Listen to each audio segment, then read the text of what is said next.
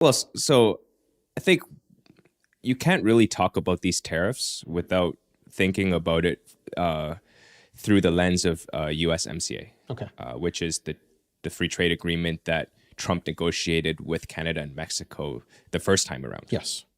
And I think that there's a lot of rhetoric that Trump, likes to portray about, Canada being the 51st state and Trudeau being a governor and all these kinds of things. But you have to remember that he was the one who, wrote the initial free trade agreement. Yeah. So This was a redoing of the NAFTA agreement. Right. And this was something that Trump put pressure on Canada and Mexico, put tariffs on to try and renegotiate this deal. right. Yeah.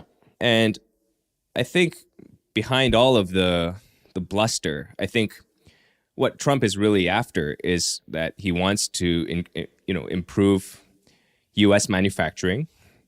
He wants to bring jobs back to the U.S.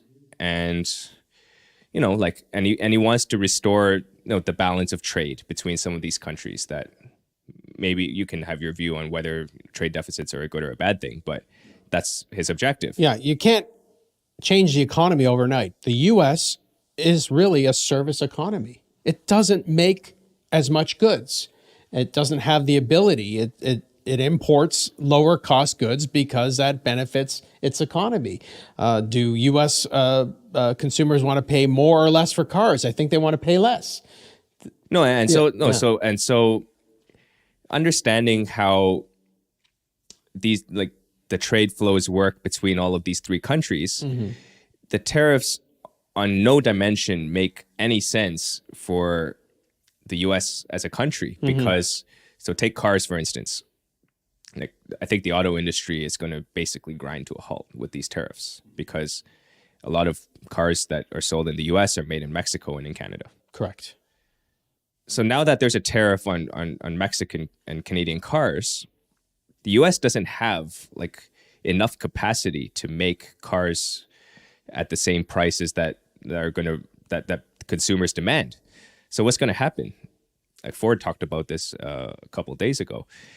The Japanese and the Koreans, they're not subject to any tariffs. So when you put a tariff on these cars, all you're doing is giving a benefit to South Korea and Japan, and maybe some countries in Eastern Europe where they're making cars. Yeah, Ford F-150.